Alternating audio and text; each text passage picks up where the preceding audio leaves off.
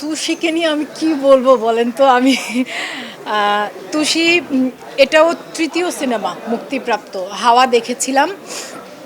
আমার ধারণা আসলে হয় কি আমরা ও যেভাবে কাজ করছে এই ধারাবাহিকতাটুকু থাকলে একসময় তুষিকে অভিনেতাদের অভিনেতা হিসেবে গণ্য করা হবে।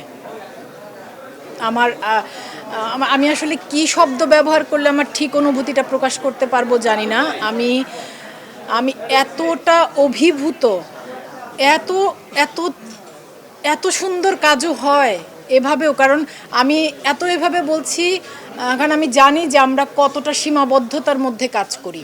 পরিচালক, অভিনেতা, অভিনেত্রী বা পুরো টিম আমরা যখন কাজ করি, বিশেষ করে আউটডোর, কত রকম সীমাবদ্ধতার মধ্যে আমরা কাজ করি। ওদের অভিনেতা অভিনেত্রীদের নিবেদন, ডেডিকেশন আর নির্মাতার দেখা, মানে কি দেখালেন মাগো। আমি আমি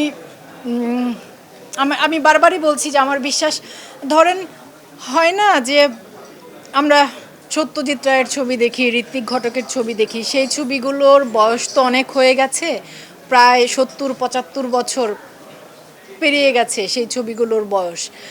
তো সেই ছবিগুলো সাদা কালো, ফ্রেমটা ঝিরঝির করে, ডায়লগটা ঠিক মতো শুনতে পাওয়া যায় না, কিন্তু তারপরও যারা সিনেমা দেখতে ভালোবাসেন তারা সেই সিনেমাগুলো দেখতে বসলে ওই সিনেমাগুলোর একটা শক্তি আছে, চুম্বকের মতো, দর্শককে শেষ না করে উঠতে দেয় না। আমি শুরুতে যে কথাটা বলছিলাম, আমার বিশ্বাস এই সিনেমাটাও আজ থেকে বারবারই বলছি ৫০ বছর ৭০ বছর পর কোনো দর্শককে ঠিক এরকমই একটা শক্তি দিয়ে ঘোরের মধ্যে এই সময়টুকু আটকে রাখবে।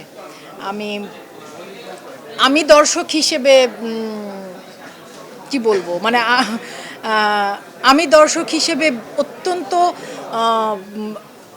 ধন্য মনে করছি যে আমার দেশের পরিচালক, আমার দেশের অভিনেতা অভিনেত্রী এমন একটা সিনেমা আমাকে উপহার দিয়েছে দর্শক হিসেবে।